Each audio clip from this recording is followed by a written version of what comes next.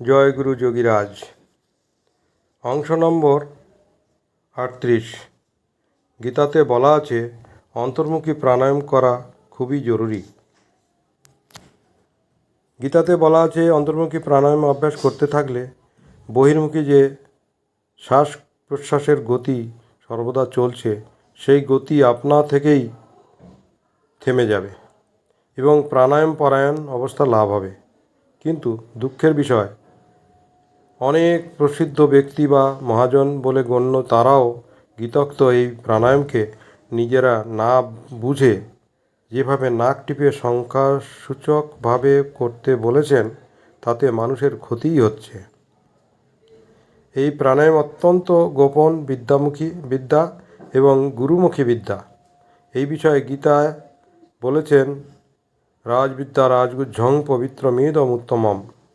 রাজবিদ্যা অর্থে শ্রেষ্ঠ বিদ্যা, রাজগুজ্জ অর্থে শ্রেষ্ঠ গোপন এবং পবিত্র থেকেও পবিত্রতম, উত্তম থেকেও উত্তমতম।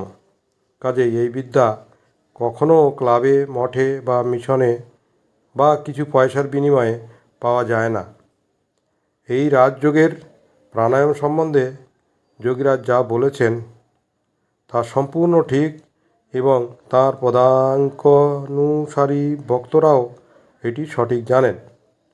সমাজে যখন রাজযোগের সঠিক প্রাণায়াম লুপ্ত হয়ে গেল, এমনকি মহান বলে পরিচিত যারা তারাও যখন না জেনে অপব্যাখ্যা করতে লাগলেন, ভুল পথে মানুষকে চালাতে লাগলেন, এমন সময় এই রাজযোগের যিনি মালিক কৃষ্ণ শ্যামাচরণ, তিনি মনুষ্যরূপে আবির্ভূত হয়ে এই প্রাণায়াম আবার বলে দিলেন। সমাজ থেকে এই রাজযোগের গীতোক্ত প্রাণায়াম লুপ্ত হওয়াকেই ধর্মের গ্লানি বোঝায়।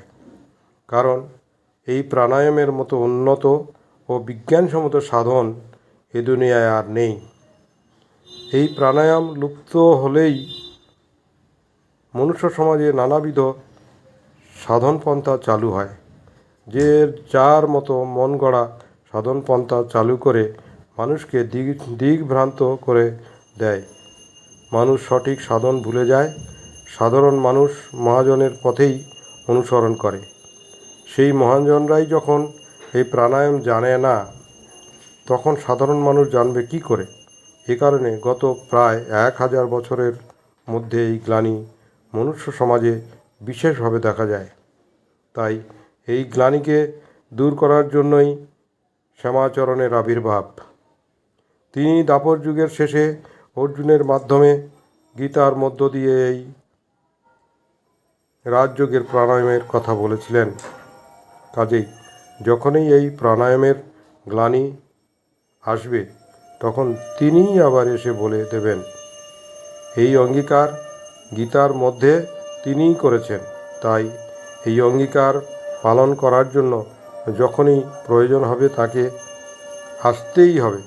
তা না হলে রাজযোগের অন্তর্মুখী প্রাণায়াম লুপ্ত হয়ে গিয়ে সংখ্যাসূচক এবং নাক টেপা প্রাণায়ামে পরিণত হবে।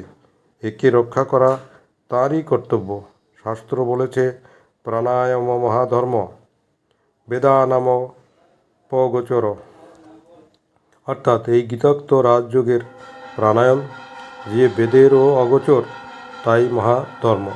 বেদ অর্থে জ্ঞান, এই প্রাণায়াম সাধারণ জ্ঞানের অগোচর।